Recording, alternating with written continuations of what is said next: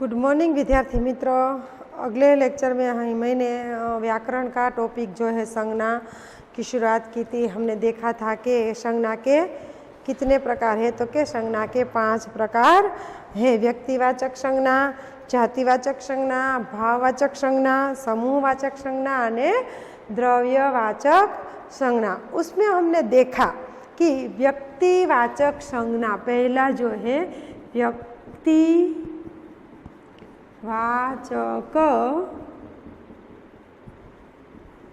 संज्ञा।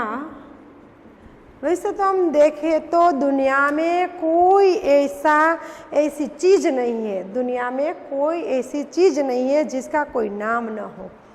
दुनिया में कोई ऐसी चीज नहीं है जिसका कोई नाम न हो। जिसका नाम है उसको हम क्या कहते हैं? संज्ञा कहते हैं। बिना नाम से हम किसी चीज़ की पहचान, जैसे कि ये बुक, तो ये बुक, तो नोट बुक, तो क्या है ये? Note book. तो उसके लिए हमें नोट करने के लिए जिसका इस्तेमाल करते हैं ऐसी चीज़ है, इसीलिए हमें उसे नोटबुक कहते हैं। तो इसका नाम नोटबुक है, तो वो भी एक संज्ञा हो गई। पुस्तक, वो भी एक संज्ञा हो गई। तो पुस्तक किस तरह की संज्ञा? तो के वो जातिवाचक संज्ञा हो गई। रामायण तो के व्यक्तिवाचक संज्ञा हो गई, क्योंकि रामायण नामक पुस्तक। तो इसी तरह व्यक्तिवाचक संज्ञा जो है, जैसे कि राम, तो ये व्यक्तिवाचक संज्ञा हो जाती है। भगवान तो क्या होगा? जातिवाचक संज्ञा। हनुमान, इस तरह से सुभाष जो मनुष्य है, जयपुर जो शहर है, तो जयपुर क्या है? व्यक्तिवाचक संज्ञा हो जाती है। शहर क्या हो जाता है? जातिवाचक संज्ञा। रामायण तो व्यक्तिवाचक, पुस्तक तो जातिवाचक, भारत तो व्यक्तिवाचक, देश तो जातिवाचक। परंतु हमें क्या समझना है कि दुनिया में कोई ऐसी चीज़ नहीं है जिसका कोई नाम न हो। यानी कि हम संज्ञा पढ़ते हैं तो हमारे माइंड में वो क्लियर होना चाहिए संज्ञा क्या है।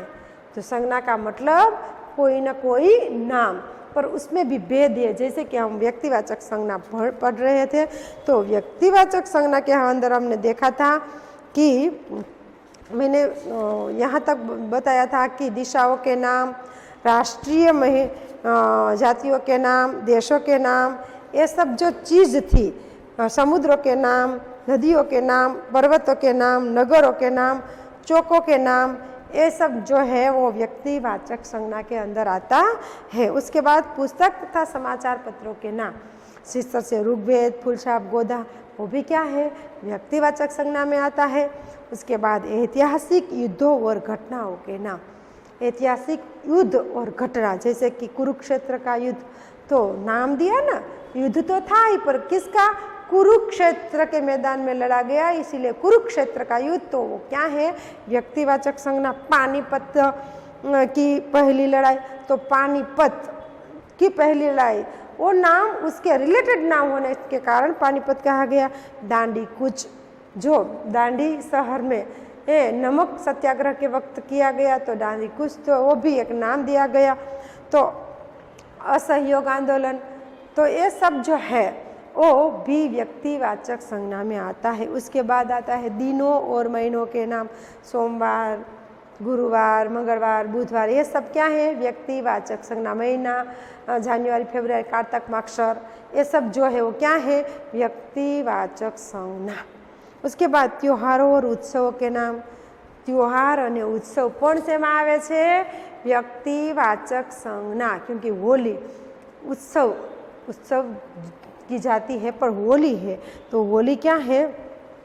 हमने नाम दिया है, उसके अनुरूप हमने नाम दिया है, इसीलिए वो संज्ञा किस में आती है? व्यक्तिवाचक। दिवाली, नवरात्रि, विजयादशमी, वो क्या है? व्यक्तिवाचक संज्ञा। हमें पता होना चाहिए सिर्फ मनुष्य के नाम ही व्यक्तिवाचक नहीं है, पर जहाँ जिस चीज़ का हमने नाम दिया है वो क्या है? व्यक्तिवाचक संज्ञा। उसकी जाति अलग होती है, पर उसको हमने अलग से नाम दिया है, इसीलिए जिसे मैंने कहा ना, घोड़ा वो जातिवाचक है, पर चेतक तो व्यक्तिवाचक, क्योंकि चेतक घोड़े को हमने नाम दिया है, इसीलिए। उसके बाद जो संज्ञा आती है, दूसरी संज्ञा है व्यक्तिवाचक संज्ञा। आपकी समझ में आ गई कि किसे हम व्यक्तिवाचक संज्ञा कहते हैं। मैंने आपको डी टू डी समझाया कि व्यक्तिवाचक संज्ञा किसे कहते हैं। अब आती है जातिवाचक संज्ञा। जातिवाचक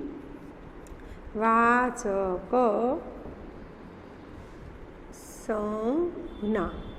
जातिवाचक संज्ञा, यह संज्ञा व्यक्ति, प्राणी, वस्तु क्या है, यह व्याख्या है इसकी।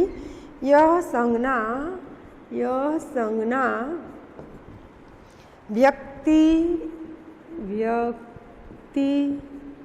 यह संज्ञा व्यक्ति, प्राणी, वस्तु,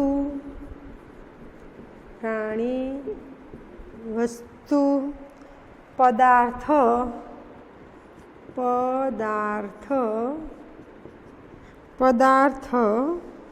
की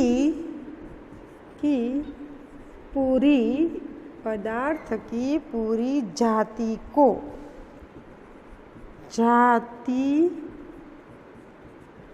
पदार्थ की पूरी जाति को सूचित करती है।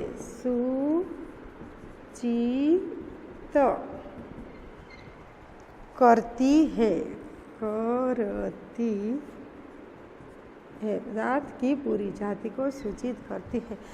जातिवाचक संज्ञा की व्याख्या है कि यह संज्ञा व्यक्ति, प्राणी, वस्तु, पदार्थ की પૂરી જાતિ, આખી એની જાતિ, પર્વત તો પર્વતોની જાતિ, નદી તો નદીઓની જાતિનો પૂરેપૂરો આપણને અહેસાસ કરાવે છે એ સંજ્ઞાને આપણે કેવી કહીએ છીએ? જાતિવાચક સંજ્ઞા. ઘોડા, ગાય, ભેંસ એ આપણે આખી જાતિ. પછી આપણે એ ભેંસનું નામ પાડ્યું હોય કે ગાયનું નામ પાડ્યું હોય તો એ વ્યક્તિવાચક થઈ જશે, પરંતુ આખી જાતિનો જે બોધ કરાવે છે એને આપણે શું કહેશું? જાતિવાચક સંજ્ઞા, જે આખી જાતિનો આપણને બોધ કરાવે છે. હવે આપણે એમાં मनुष्य, लड़का, जातिवाचक संज्ञा के अंदर क्या आता है? कौन कौन से? तो के मनुष्य,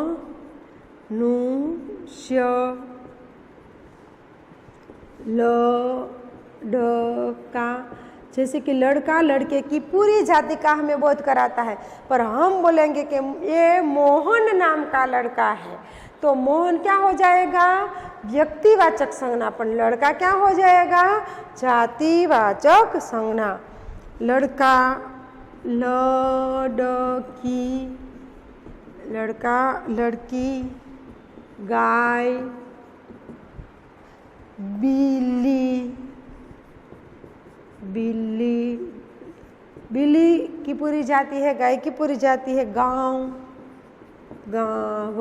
पर हम कहेंगे कि ये कोई गांव का नाम, जैसे कि जैतपुर शहर है, पर कोई गांव, छोटा सा कोई गांव है जैसे कि वडाल, तो वो गांव वडाल जो है वो क्या है? व्यक्तिवाचक. पर गांव तो ये जातिवाचक. पेड़, यहाँ पीपल का पेड़, तो पीपल व्यक्तिवाचक हो जाएगा, पेड़ क्या हो जाएगा? जातिवाचक. क्योंकि पीपल जो है उससे हमें पीपल का वृक्ष का बोध होता है, उसका परिचय होता है. और पुस्तक, उसके आगे हम रामायण लगा देते हैं आदि, तो वो क्या हो जाएगा? रामायण हो जाएगा व्यक्तिवाचक. पर पुस्तक क्या होगा? पुस्तक हो जाएगा जातिवाचक. जैसे कि उसका एक उदाहरण है कि गांव के पास ही एक संत रहते थे. क्या है? गांव के पास ही एक संत रहते थे. तो इसमें से आप हमें जातिवाचक संज्ञा ढूंढने के लिए कहेंगे तो दो संज्ञा उसमें मिलेगी. गांव के पास, गांव के पास ही एक, गांव के पास ही एक संत, गांव के पास ही एक संत रहते थे. गांव के पास ही एक संत रहते थे. तो यहाँ गांव और संत दोनों जातिवाचक संज्ञा है। मोहनदास नामक संत, ऐसा कहा गया होता तो शायद मोहन जो है वो क्या होगा, व्यक्तिवाचक। पर यहाँ इस पंक्ति के अंदर, इस लाइन के अंदर गांव और संत दो जातिवाचक संज्ञा है। क्या है? दो जातिवाचक संज्ञा है। उसके बाद एक और लाइन है,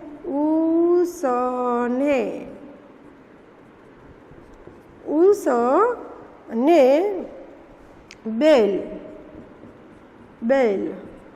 उसने बैल बेच दिया।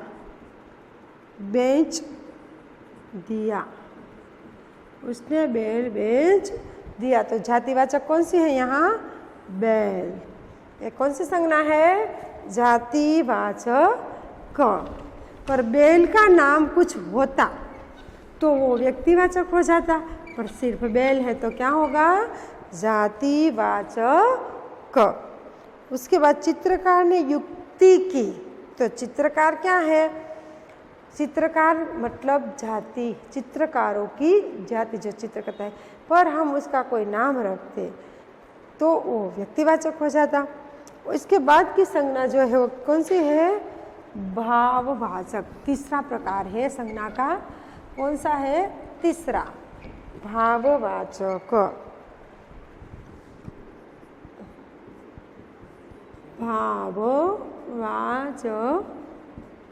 तीसरा प्रकार है भाववाचक संज्ञा। भाववाचक संज्ञा, इसकी व्याख्या है, यह संज्ञा मन के,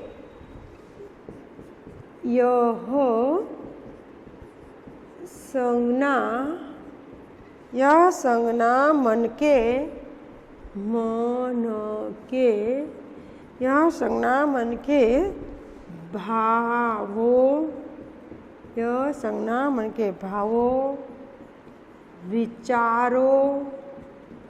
भावों, विचारों, अवस्था, मन के भाव, विचार, अवस्था, इच्छाओं,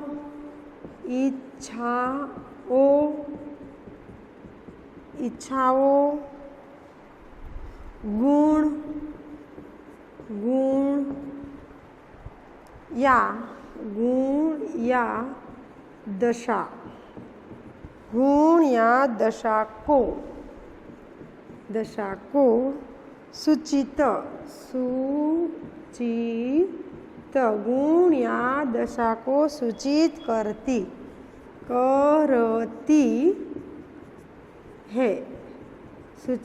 करती है। यानी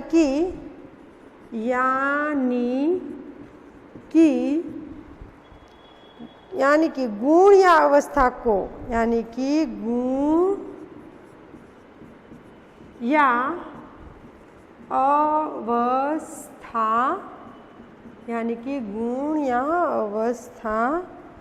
को,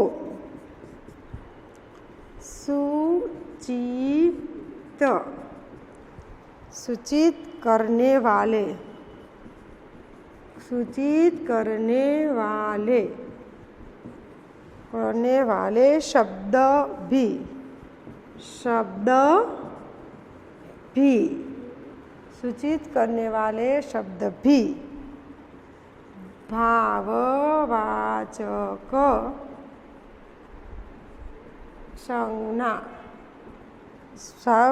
संज्ञा होते हैं। क्या कहा गया है? यह संज्ञा मन के भावों, विचारों, अवस्था, इच्छाओं, गुण या दशा को सूचित करती है। यानी कि गुण या अवस्था को सूचित करने वाले, गुण अथवा तो अवस्था को सूचित करने वाले शब्द भी भाववाचक संज्ञा होते हैं। शब्द भी भाववाचक संज्ञा होते हैं। आगे हम इसके कई उदाहरण देखेंगे कि भाववाचक संज्ञा किस तरह से है। तो उसका हम आगे उदाहरण देखते हैं कि किसे भाववाचक संज्ञा कहा जाता है। जिस तरह से हमने व्यक्तिवाचक संज्ञा में देखा, जातिवाचक संज्ञा में देखा, उसी तरह अब हम भाववाचक संज्ञा में देखेंगे कि हंसी, हंसी, खुशी, જે એક અવસ્થા છે ને હસવાની, હસી, ખુશી, સુખ, સુખ એ પણ એક અવસ્થા અનુભવી શકાય। સુખ પણ આપણે અનુભવી શકીએ અને દુઃખ પણ આપણે ભાવવાચક સંજ્ઞામાં આપણે અંદર ડીપ અનુભવ કરી શકીએ છીએ। સુખ, દુઃખ, બચપન, બચપન। મેં પહેલી વખત કરાવ્યું ત્યારે તમને કીધું જ હતું કે બચપન કેવી રીતના, તો કે ઘણી વખત આપણે મોટાને પણ બાળક જેવો વ્યવહાર કરતા અનુભવી શકીએ। તો આપણે એમ કહીએ કે इसमें तो अभी भी बचपना है, વાસ્તવમાં એ મોટું થઈ ગયા હોય છે, પણ બચપના જેનો આપણે અનુભવ થાય એના ભાવમાં આપણે બચપનનું દેખાય, એટલે બચપન। જવાની, જવાની, જવાની કેમ ભાવવાચક સંજ્ઞા, તો કે એ પણ આપણે અનુભવી શકીએ છીએ। જો વ્યવસ્થિત આપણે સ્ફૂર્તિથી કામ કરતા હોય તો આપણે કહીએ એ તો જુવાન છે, હોય નાનો બાળક જ, અથવા તો વૃદ્ધ પણ ક્યારેક જવાન જેવા અનુભવ કરીએ છીએ, તો એ અનુભૂતિ થાય છે આપણને। એટલે માટે બચપન, જવાની, બુઢાપા, બુઢાપા, બુઢાપા, ચતુરાઈ, ચતુરાઈ। હવે આપણે એમ થાય ચતુરાઈ કેવી રીતના ભાવવાચક સંજ્ઞા, પણ આપણે ચાલાકી અનુભવીએ છીએ। આપણે કે તું પણ ચાલાક તો છો જ, એટલે એ પ્રદર્શિત નથી થતી પણ આપણે એને અંદર અંદર અનુભવી શકીએ છીએ, ભાવરૂપી અનુભવ થાય છે, એટલે ચતુરાઈ, સાહસ, સાહસ। કારણ કે કોઈ એક જગ્યાએથી બીજી જગ્યાએ દોડીને જાય છે અને વચ્ચે રસ્તામાં વિઘ્ન આવે છે અને એને પાર કરી જાય છે, એ આપણે અનુભવીએ છીએ, અને એટલા માટે સાહસ એ ભાવવાચક સંજ્ઞા છે। અમીરી, અમીરી, અમીરી કેવી રીતના ભાવવાચક સંજ્ઞા, બીમારી, બીમારી, આદિ, બીમારી, આદિ। અમીરી કેવી રીતના, તો કે ઘણી વખત સાવ ગરીબ માણસ પણ અમીર જેવું ભાવ જીવન જીવતું હોય છે, ભાવથી અમીર હોય છે, મનથી અમીર હોય છે, એટલે એ અમીરી શબ્દ અને ગરીબી શબ્દ, એ બીમારી શબ્દ, એ બે ભાવવાચક સંજ્ઞા છે। બીમારી પણ આપણે અનુભવી શકીએ, ભાવથી બીમારીને અનુભવ નથી કહેતા કે જે બધા રોગો મનના હોય છે, ઝાઝા રોગ શેના હોય છે, શરીરના નથી હોતા, શેના હોય છે, મનના રોગો હોય છે। એટલે મનથી જે વસ્તુ અનુભવાય છે એને આપણે શું કહીએ છીએ, ભાવવાચક સંજ્ઞા, જે આપણે આપણા મન હૃદયથી અનુભવી શકીએ છીએ। આદિ, હસી, ખુશી, સુખ, દુઃખ, બચપન, જવાની, બુઢાપા, ચતુરાઈ, સાહસ, અમીરી, બીમારી, આદિ। આ બધા જે શબ્દો છે એ આ બધા જ જે છે એ શેમાં આવે છે, તો કે ભાવવાચક સંજ્ઞાની અંદર આપણે આને અનુભવ કરી શકીએ છીએ। બધું જ ભાવવાચક સંજ્ઞામાં આપણે અનુભવી શકીએ છીએ। દાખલા તરીકે એક ઉદાહરણ આપું, असुर प्राणियों को दुख दिया करते थे। શું છે પેલું ઉદાહરણ, असुर प्राणियों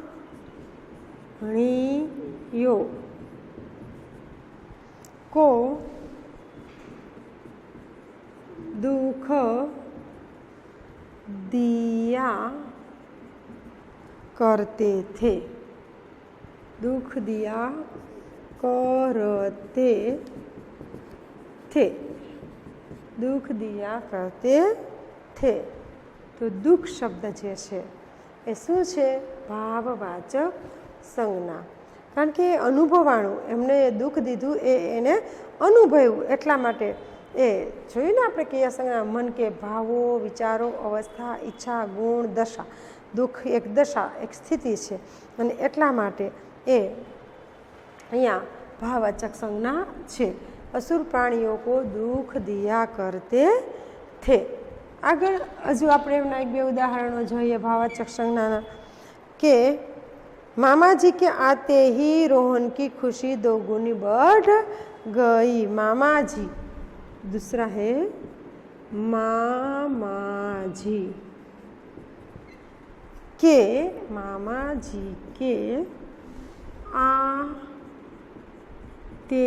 ही, मामा जी के आते ही रोहन, रोहन की, रोहन की खुशी, रोहन की खुशी, ते रोहन की खुशी दोगुनी, की खुशी दोगुनी बढ़ गई, बढ़ गई, दोगुनी बढ़ गई। तो यहाँ खुशी जो है वो क्या है?